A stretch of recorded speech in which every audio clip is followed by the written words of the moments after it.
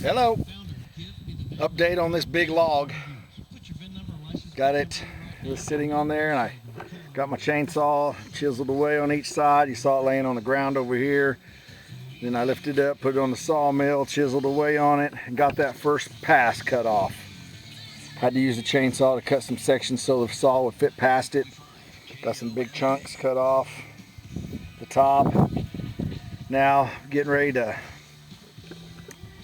flip it. So I got to get the backhoe over here, set it down on the ground, flip it, lift it back up, put it on here so I can do another pass and get, a big chunk of this stuff cut off, and trying to get it sized up.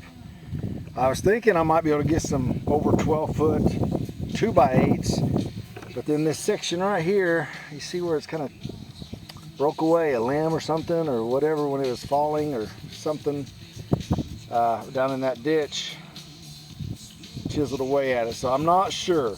It looks like, if I do it right, this section right here, I can probably get me 2, maybe 3 12-foot 2x8s out of that. So I'm just gonna have to make sure I strategically do that, because I'd like to get some 2x8s out of this. And so anyway, it's gonna take me a little finagling to get that done. And so there's the update on that. And so now I'm gonna run over and get the backhoe, hook a strap onto this thing, lift it up, set it down, flip it, put it back on there. So okay, I'm gonna work on that for a second. Got the backhoe over here, got it turned around, got the flat edge over here now. Should give me a good cut. So I'm going to square off the top part of this just all the way down. Shouldn't have a problem. I may make 2 passes, we'll see. But anyway, getting ready to do that. This is a big accomplishment. I don't know how much I'm going to get out of this log, but it's been a chore, so I'm going to get something.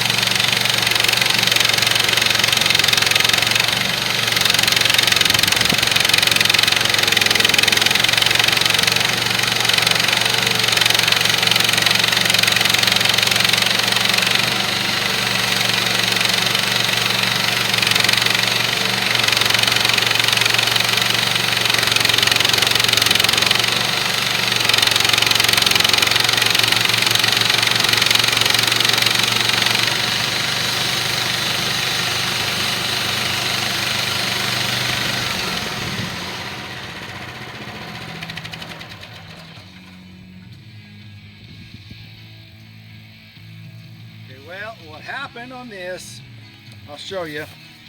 I know this gets kind of boring watching the cut, but I just wanted to see this first big cut.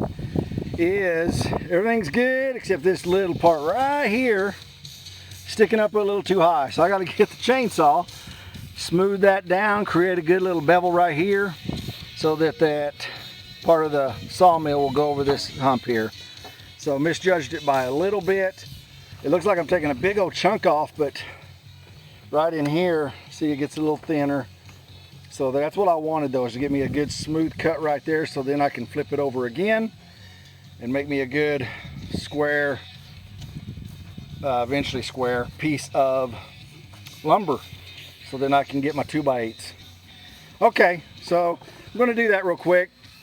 And then I'm not sure if I'll be able to flip it over by hand or if I'll have to use the backhoe again.